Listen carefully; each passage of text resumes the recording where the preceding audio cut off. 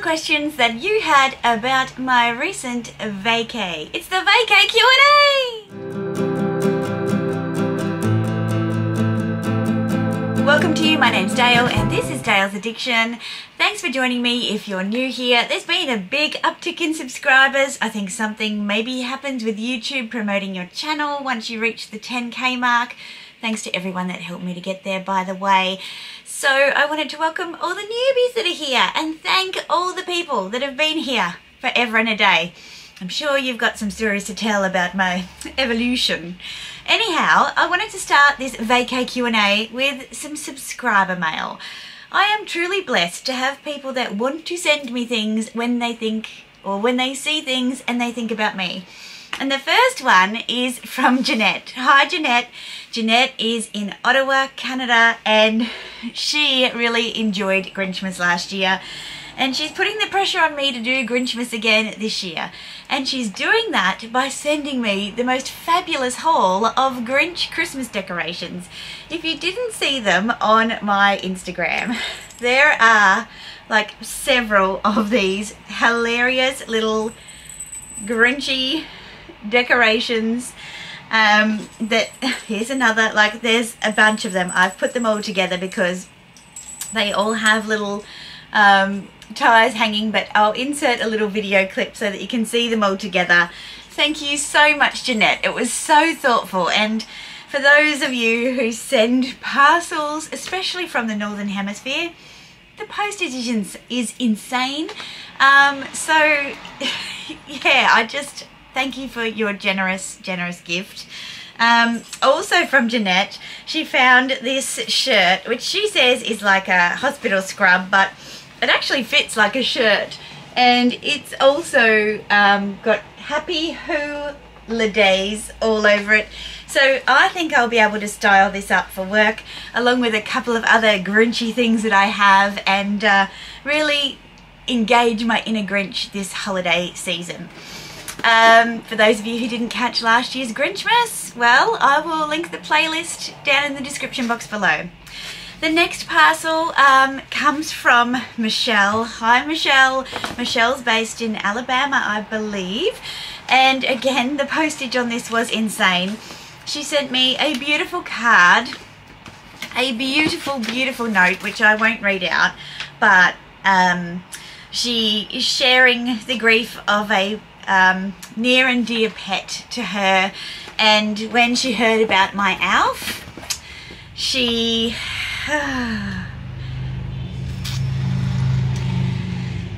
downloaded the picture that I posted on the Instagram and had it put on a canvas for me.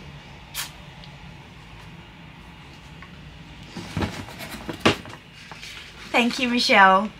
And she also popped in a little lavender pouch with a little lavender treat from Dior. It's the Dior Addict Lip Maximizer in lavender. It's so pretty. Look at that. So the lip maximizers from Dior, they basically give you that kind of little bit of irritation on the lip to make them puff up naturally. So I'll just pop that on and wait for the magic to happen. Thank you so much for your thoughtful gift, Michelle. Yeah, you guys, it's just so sweet and touching, especially to receive these as surprises. Yeah, thank you. So let's get to the questions. I had questions on Instagram and then I had questions on YouTube as well. I am just going to get straight into them. There's a lot about favorites, so when I edit this you'll probably see bits of chop and change because I'll try and keep all of the similar subjects together. So favorite things.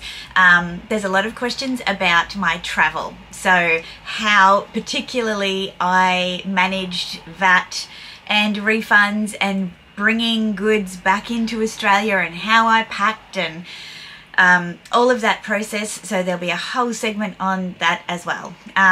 So yeah, bear with me. I will put bookmarks, I think they're bookmarks, in the description box below. Geraldine J. Vance, the best day from each segment of the trip. Okay, let's break it down. From Dubai, the best day was the last day. The last day when we'd kind of accepted the fact that we'd had to put our pupper dog to sleep. We had that magnificent afternoon dinner out at, I can't even remember the name of the big resort. Anyway, we went to Beach Chick for dinner that night. It was a stunning sunset. It was a beautiful way to end our trip in Dubai. Yeah, so that was my favourite. Then the day in Bologna was fabulous from the Milan component, I would say. That was a beautiful day, getting the train from Milan to Bologna, wandering around Bologna, having a beautiful lunch, going to Ducati for Mr. Addiction, and then having aperitivo time before we caught the train back. That was a lovely day. In Sicily, Palermo,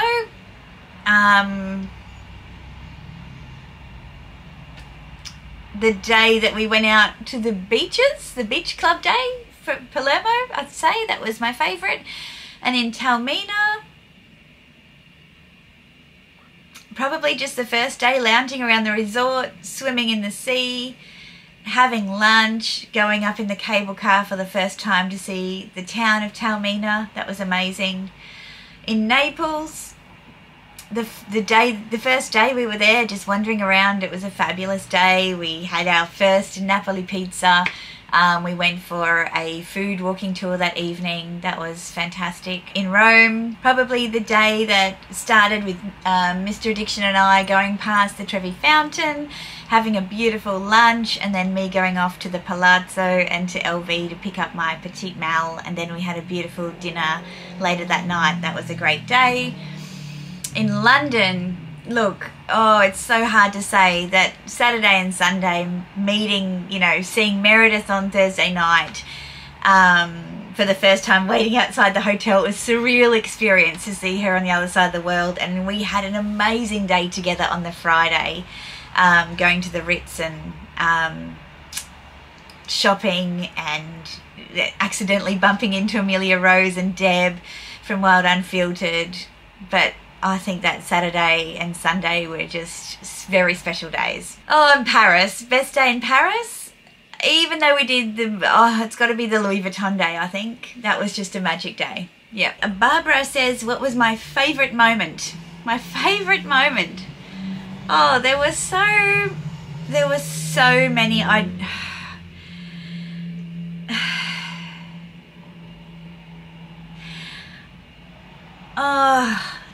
Look, I'm one of those people, as you may have known by now if you've watched a few of my recent unboxings, I do have a little emotional side where things really hit me in the heart, and I think the fave moment was this one of absolute, you know, gratitude, maybe that's the best word.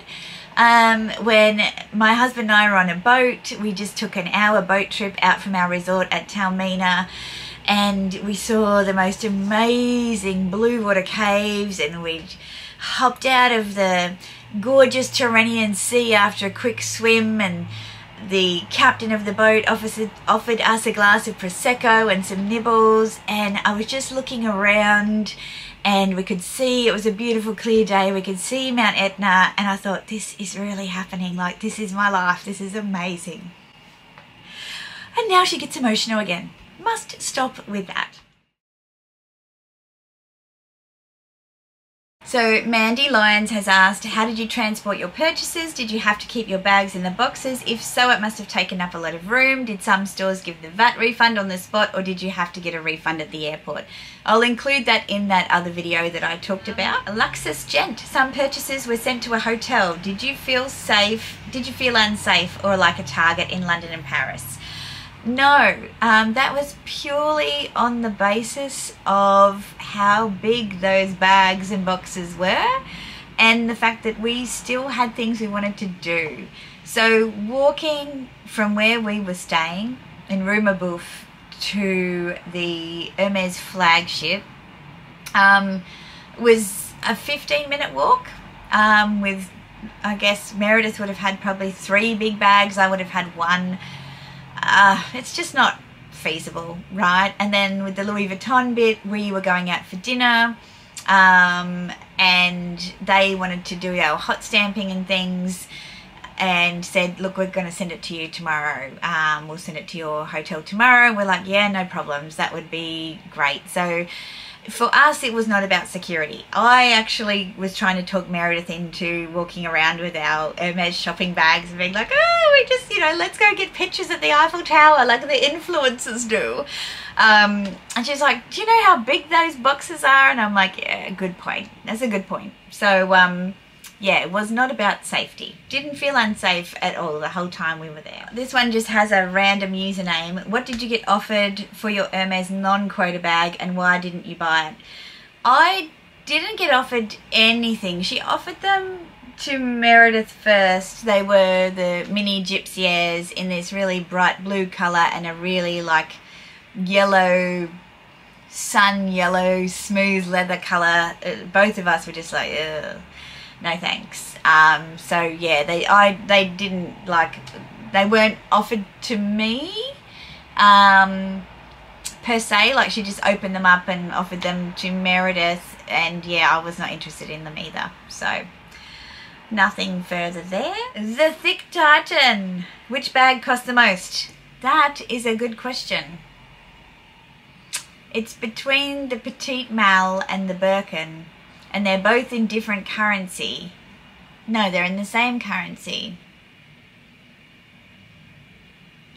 Okay, I know. So the Birkin was the most expensive at €8,900. And the Petite Mal was €8,600. G_ on a mission. Did you have a budget for shopping prior to going, or just listen to your heart? I just listened to my heart. I think I mentioned in my unboxing of everything video that I recently put everything in one video, that I really don't like having a list and being on a mission. In fact, I never referred back to the list that I made before I went away. It was just kind of amusing, I suppose. I love the opportunity to discover things. I do. So just listen to your heart. There may not be another tomorrow, and you have to decide whether or not you want to live with that regret or you want to live in the moment. And I always choose the moment. 408 California 408. I want to know what made you choke up when you showed your new LV suitcase. So this is what she's talking about. What made me choke up was the fact that I think it was a moment of gratitude and realization that I have had the opportunity to do things in my life that I probably never would have allowed myself to dream of as a young girl or a young woman. And it was kind of that, I don't know, that moment of realization that I have done some pretty amazing things, and yeah, there's, you know, you watch movies and you'd see the Paris Hiltons and Nicole Richies of the world, you know, traveling around with their luggage and think, oh, isn't that amazing, isn't that glamorous? And here I am with my own little bit of luggage, which is, you know, I'm no Nikki Paris or Nicole, but yeah, I'm living a pretty great life. W Major 39. Did you go with a spending budget, and what were your favourite credit cards to use for expenses? No, I didn't go with a spending budget. I think if I did, it would have scared the bejesus out of me to acknowledge that I might have spent that much. I loved using my American Express Platinum that I got before I left, because it's a charge card and there's no limit as long as you kind of pay it back. I liked the freedom and flexibility that gave me, that I didn't have to keep moving money from different accounts to different accounts and waiting for it to clear. So the problem with that is, though, that you do pay a fee on your transactions, which Meredith pointed out to me in London, which means they're not quite as cheap as what you think they are when you pay the, you know, the currency transaction fee. However, for convenience and always knowing that the card is going to go green tick, yes, approved, that would be my pick, absolutely. I did have travel cards as well from my bank as a backup. I also had, I have platinum MasterCards. I had another black Amex just in case, like, yeah, just to minimize the risk that if one got taken, we had backup options available. Susanna, I lost count how many bags you bought. So did I. So did I. Longchamp, Birkin, Petite Mal, Capucine, Fox, and a suitcase. Is that 6? Did I buy 6? Are they in the bag department? Yeah. Monjoin Brizzy. Why didn't you buy any ready-to-wear that you constantly mentioned prior to the trip? Yes, I did say that I was going to take a good look at ready-to-wear in my European wish list video. I didn't have time, and I didn't have budget, and I didn't have inclination. I think I mentioned in the Hermes vlog that all of the ready-to-wear is for winter, in the Paris vlog, I think, particularly. So it wasn't that I wasn't open to it. Everything that was in the stores was grey or beige or black or, like, you know, burgundy tones. They're not things that I wear. Yes, we do get a very mild winter here, but not one that I'd be prepared to invest so many dollars in for something that I have to wait maybe 12 months to wear. Additionally, I did look for trench coats in Burberry in London, and they just didn't have the colourway that I was looking for. I didn't get time to go to the outlets and see if it was there. So yeah, just shopping out of season, I suppose. It's not ideal. If I wanted to do a bit of a ready-to-wear shop, I think maybe the best time to travel would be kind of March, April, leading into the spring, summer. That would make more sense, I would say, for me. Live 4. Is there a bag that got away during your trip? No, there were no bags really on my list, beside the fact I'd already prepaid for this Petite Mal, but there was nothing that I thought, oh, I'll wait until I get so-and-so and then I'll buy it there. I didn't do that. I do not do that on holidays. Ask anyone that's holidayed with me.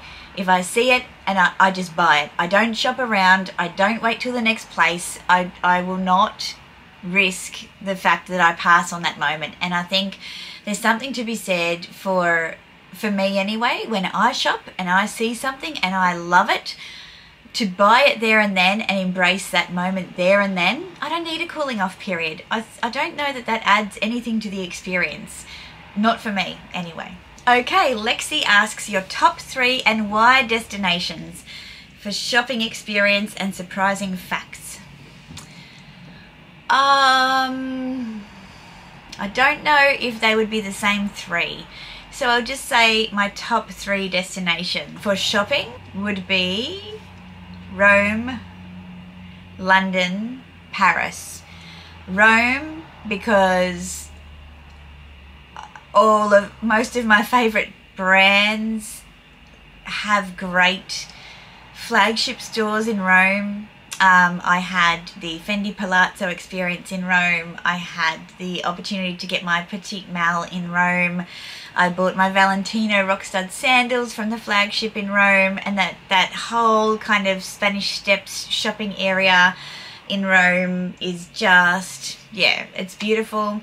London, New Bond Street was kind of our hangs. I didn't really care for the department store experience, to be honest. It doesn't appeal to me. I love the streetscapes in London. I loved New Bond Street and Old Bond Street. I loved walking along the streets and visiting the boutiques that way. I think they all have their own unique character and personality. So obviously I was with fabulous friends in London, and that was just a priceless experience.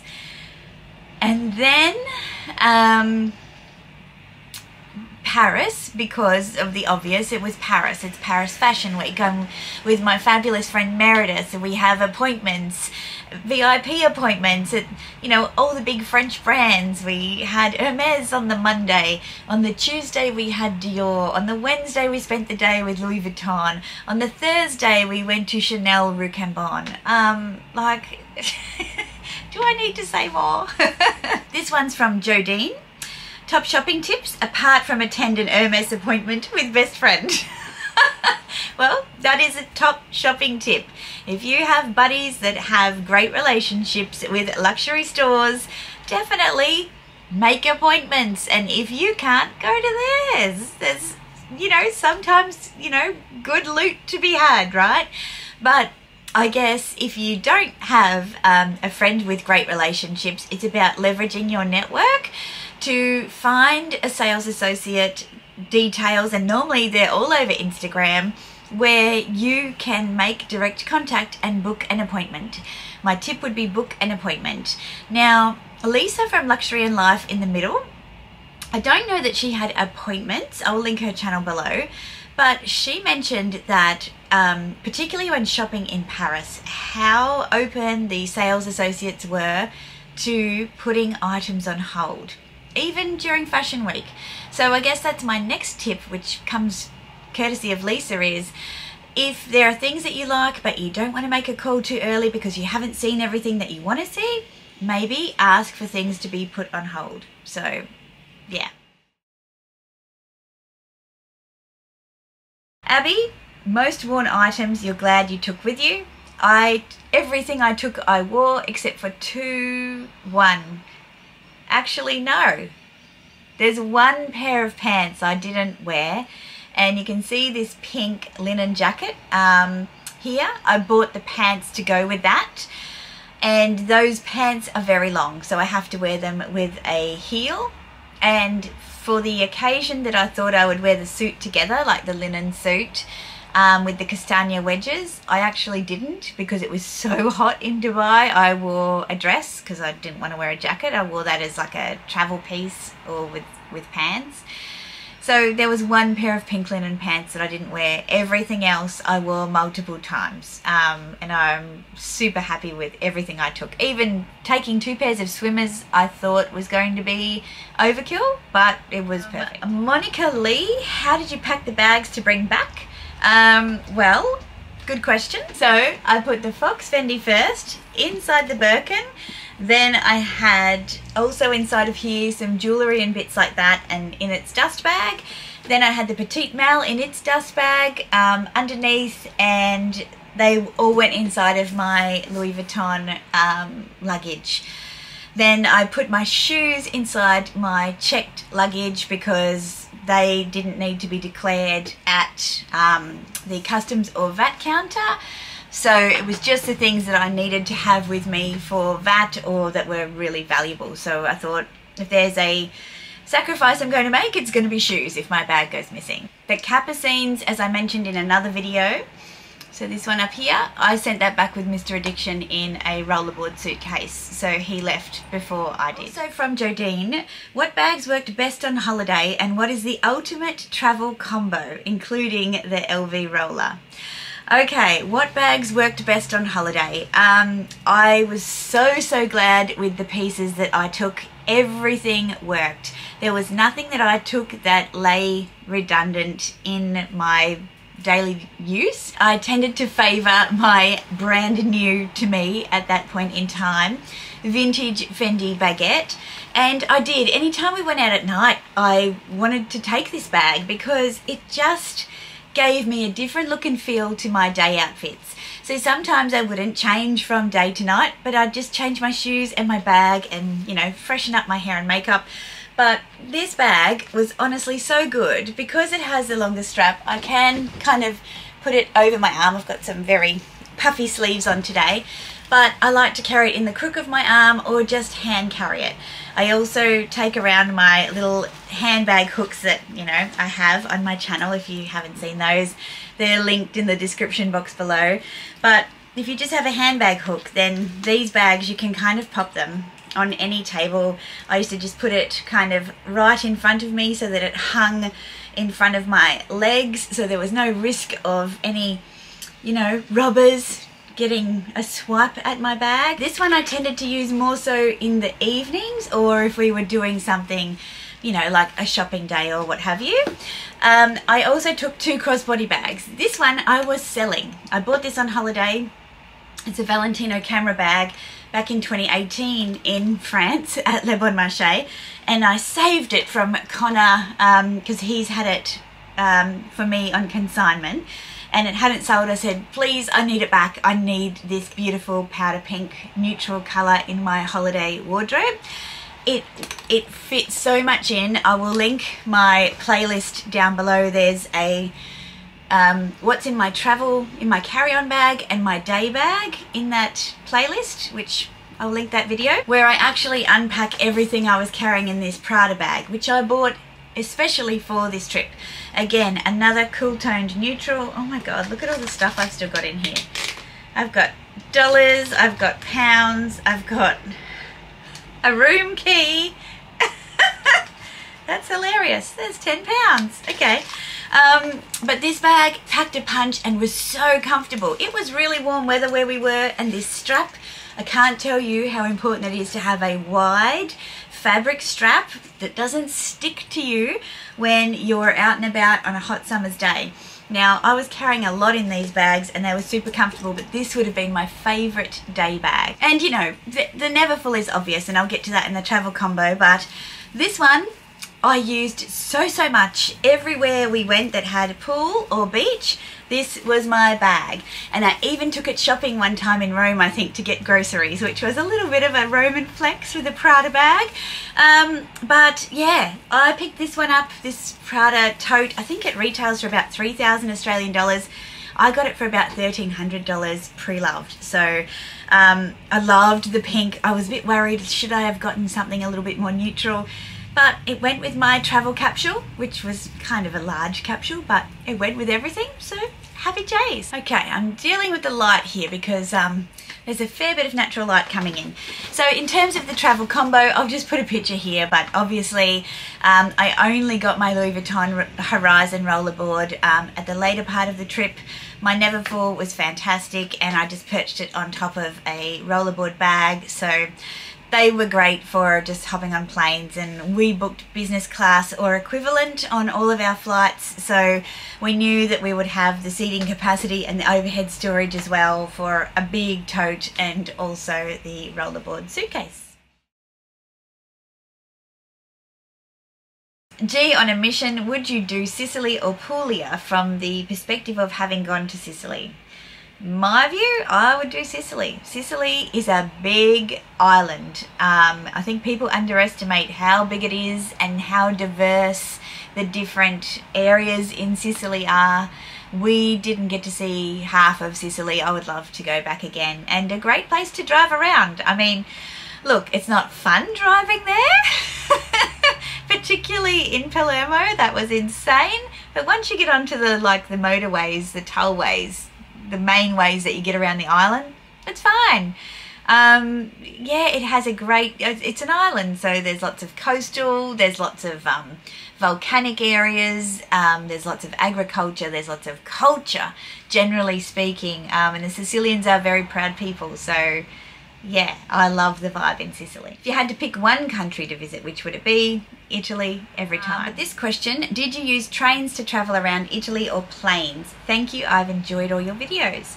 All of the above, planes, trains and automobiles. So when we flew into Milan from Dubai, then we caught the fast train, the Frecciarossa, from Milano to Bologna Centrale and back again. Then we flew from Milano Linate Airport to Palermo Airport in Sicily. Then we hired a car, we drove around, we drove from Palermo to Taormina, then we drove from Taormina to Catania Airport, we flew from Catania to Napoli via Milan, and both of those domestic flights with YTers Airways.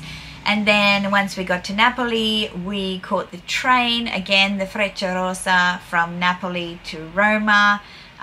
Again, like, fabulous experience. Can't recommend the trains enough in Italy. Was, yeah, highly recommend. Don't waste your days getting to the airport an hour early. checking in, waiting for your bags, and then, you know, being on your way at the other end when you can catch a train and just get there, you know, 10 minutes beforehand and your bags are with you the whole time. It's great. Rod from the Lux Theory. Hi, Rod. How do you plan such an amazing trip? With lots of time and dedication. There's very few things that I'm a perfectionist about, but holidays is one of them. I love it. There's nothing like the satisfaction of all the things going to plan, the places being amazing, the amount of time you spend in the places being amazing, the time of year you're visiting being amazing, the people you're with being amazing. It's so satisfying when you can tick all those boxes. I think I've got it down to a pretty fine art now in terms of how myself and my husband like to travel anyway. Chelsea 223, I like the places you stayed. Did you search everything online and book by yourself or via an agent? I am a bit of a control freak when it comes to my accommodation. I would not trust anyone to book it for me. The reasons for that are I need to get a sense of the vibe of the place that we're staying in. Mr. Addiction and I like staying in the middle of things. We are not people that want a quiet house out in the country that's far, far away from anything. We want to get up, walk downstairs, go get a bottle of, you know, wine and sit on an outdoor area and drink some wine and have some snacks, or go to a restaurant, or we want things to be easy. And we're okay that it's going to be noisy because you're in a city. It's fine. Like, we like that. We also like things that are homely and quirky and have a bit of novelty to them, and staying in these old buildings that I found is a part of that. So I really enjoyed staying in old buildings, in apartments, like a local. In terms of the hotels we stayed in, again, for me, when I was researching, I didn't originally in Dubai. There was a place that I was looking at that when I started looking at reviews, it was full of influencers and house parties. I'm like, nah, we don't want that.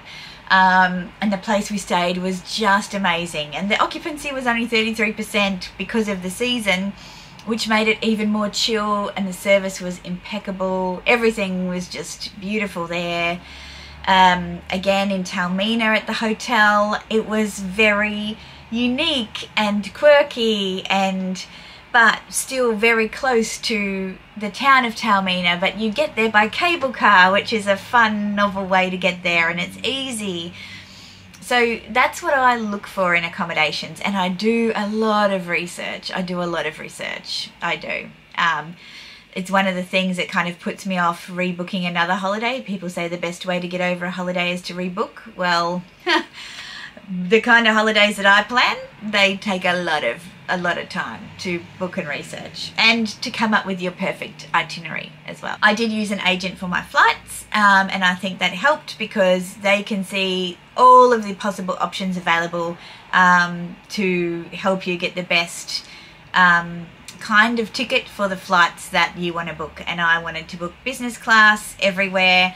The agent booked my main segments from Brisbane to Dubai and Milan, and then back again from Paris to Dubai, Dubai to Brisbane. But I did all of the internal flights with YTers Air because they have a better luggage deal on their business class flights or superior class seats, where you get two 23-kilo bags. So I wanted to make sure I didn't have to stress about luggage and those sorts of things. Okay, Amy Kugler asks, what would you do differently next time anywhere that didn't live up to the hype? As I said, probably just stay a little bit longer in Bologna. But no, we were happy with everywhere we went, all of our accommodations, and the amount of time that we stayed. A lot of people were really intrigued by the fact that we desperately wanted to spend time in Napoli. People have this view of Napoli that I think is incorrect and is based on probably very old experiences. I love lively, gritty cities, particularly Italian cities, because there's lots of stories, there's great food, and everybody likes to scare you off by saying, oh, don't wear your jewellery, don't wear this and that. It was fine, it was safe, it was clean. it was a great experience. We were out at night, we were in crowded areas, there was a big football game on. You know, you couldn't have had a more realistic experience of Napoli, and it was fine. So for me, I think there's a lesson to the flip side of your question, which is don't believe everything people tell you about places, especially if you want to go there. Napoli is an old city with a lot of history and heritage. So what if somebody got pickpocketed once or twice? Like, that's pretty much any city in the world.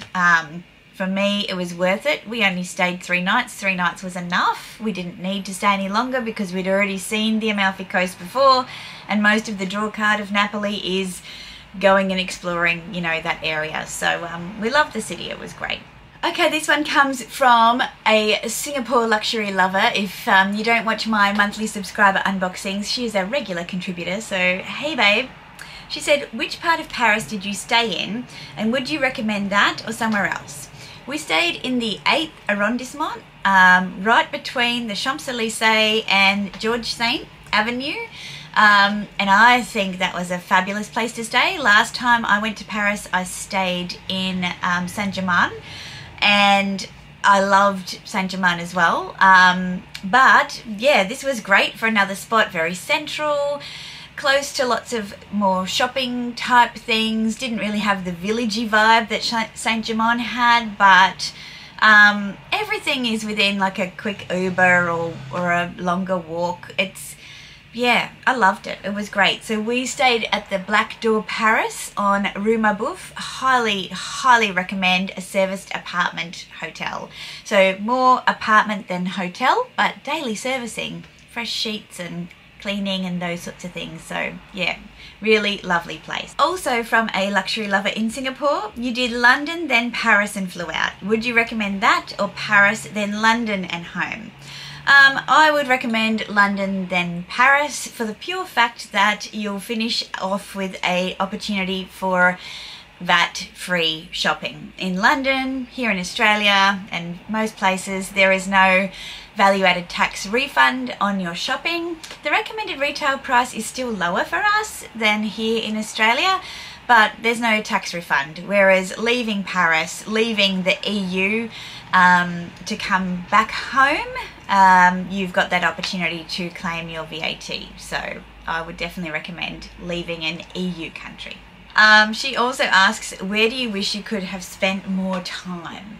Good question.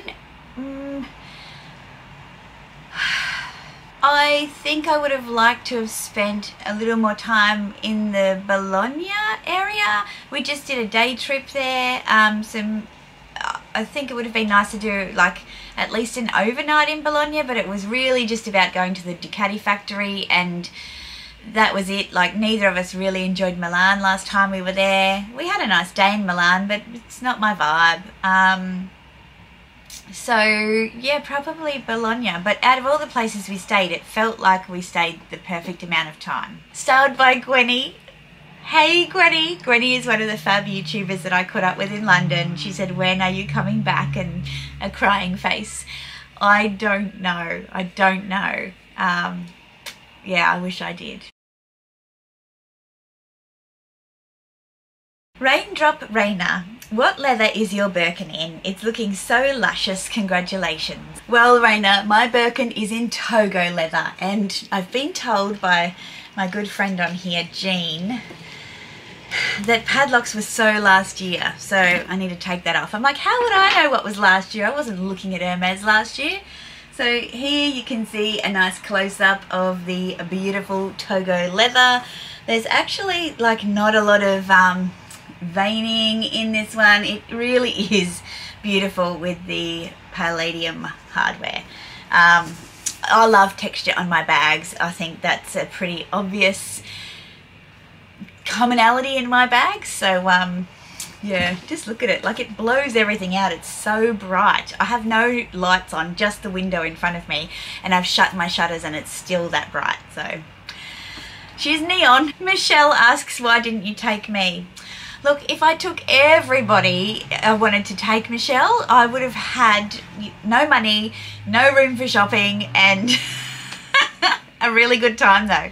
Liv also asks, can you disclose Hermes prices if possible, please? Yes, I can. A few people have asked me on Instagram. So for this bag, so a Togo leather Birkin 30 with palladium hardware in a seasonal colour, it was €8,900. So then the VAT refund in Paris is 12%. Amour d'Orange, do you think you'll keep the Birkin long term? I think the colour suits you. Thank you. At this stage, I'm keeping it indefinitely. I bought it because I had a chance to buy one like I did. And I've said it before in a video with Connor, but the fact that and I think I might have said it on the Luxury Live show with Amy and Kat as well, the things that would potentially inspire me to ever buy a Birkin was the fact that you could go into Hermes and just buy one, right? I've actually said that. Yes, on the whole, I think they're a pretty ordinary, design of bag, and I stick by that. This colour could not have been foreseen as being, available to be put in front of me to purchase at retail price in Paris with a friend on a VIP shopping trip with a VAT refund. Like, that combination of factors, you could not foresee that coming. And so, of course, I'm an in-the-moment person. I'm going to jump on it and give myself an opportunity to see what it would be like, given that I have one. So at the moment, I'm treating it as part of my collection. I am wearing it. I've worn it out twice for a couple of hours, and I'll continue to try and integrate it into my wardrobe and see how it vibes. But I just love the colour, and I love the memory that comes with it. So whether or not it's about the Birkin or it's more about the story behind the Birkin, that remains to be seen yet. Samantha Lee asks, did you learn anything about Meredith that you didn't know beforehand? Did I learn anything I didn't know beforehand? Oh, look, things I won't share here, but funny things that she was warning me about in terms of her evening habits and mannerisms as she gets tired and before she goes to bed. She's like, okay, like, I don't know what the arrangement's going to be like in our apartment, but there's a few things that you need to know, and like, I'll be fine, it's fine, no worries. Yeah, that was funny. I think she's way more relaxed than, well, I think she was way more relaxed than she thought she would be. I thought she'd be pretty like but she actually was way more relaxed. So yeah. Susan asks, did your friendship with Meredith get tested at all, especially when you got offered your Hermes Birkin? No, well, I don't think it did. Maybe you have to ask Meredith. From my perspective, I think it was a really great time for us to spend together. I mean, Meredith and I are very similar, but we're very different as well. I'm more a ambivalent, take each day as it comes, go with the flow, kind of chill, let's have adventures together kind of holiday person. And, you know, fair enough, I'd been away for like 3.5 weeks before I caught up with Meredith. Meredith's much more organised, and, you know, she has her things that she wants to do, and there's a real sense of making the best of the time that she has available. And I thought, oh, if there's anywhere we're going to have conflict, it'll be in that space. But I think that Meredith, you know, between the two of us, I think we both compromised a lot on our natural state. So I went to a lot of appointments that I probably, initially I was like not keen to go to a lot of appointments. I just wanted to wander the streets of Paris. But I was glad that I did, because they were, you know, great experiences, and especially to have together. I think doing that on your own, it's a bit much. But also, I got Meredith just wandering around Paris for a day on Tuesday, and she loved it. We had a great time. So she was really happy that I got offered a bag in Hermes. Like, it was just the best day. And when we had dinner that night and we were talking about it, you know, we were so happy for each other. So I think it's actually been great for our friendship that we have tested some unknown boundaries, you know, living together in Paris, being out of our normal comfort zones, and we survived. And yeah, I think we're even better friends because of it. Carolina.des, mini reviews on your new bags. Absolutely, they will be coming, but not in this Q&A. And Living Lux with Meredith. Would you travel with Meredith again? Possibly to New York. Yes, I would travel with Meredith again. But no, I'm not going to New York, Meredith. I'm not. Nice try. From Kathy Lovell, could you please update us on the purchases you made prior to your holiday to use while you were away? What worked and what wasn't so good? I will definitely do a follow-up video for that one, Kathy. Diana's Yafitri, was there anything that you regret from the trip? Regret not buying something, regret not eating something, regret not trying something? No regrets. I do everything I want to do. I'm an in-the-moment person. You'll never find me saying, oh, I wish I'd have done that, or I said I was going to do it tomorrow and I never went back. No, not me. And Lauren Cameron says, where was Connor? Connor was at home. Connor, we tried to get him to come to Paris. We did, but he'd already been, as you know, back in May. He booked his trip, you know, without any consultation with us, and I'm so glad he did it. It's a massive thing to travel on your own. So to ask him to do that twice in 1 year or in the space of 6 months was probably a bit of an ask, but we asked anyway. And yeah, he not so politely declined. So hopefully there'll be a time when we all get to travel again together soon. Thank you to everyone who's asked questions. As I said, I will follow up with a video on the things I bought that I think are worthwhile or not worthwhile in terms of travel bits and pieces. And I will also do a video on the whole I'll do a video on tips to manage how to transport your shopping, home, VAT, my experience with VAT, and yes, declarations and all that jazz. So yeah, this is an epic video. Hopefully you're probably listening to it as a podcast or something somewhere, because it's a long one. So if you've made it this far, thanks so much. Consider subscribing if you haven't already, and give this video a thumbs up, and I look forward to seeing you for more luxury content in the future. Ciao.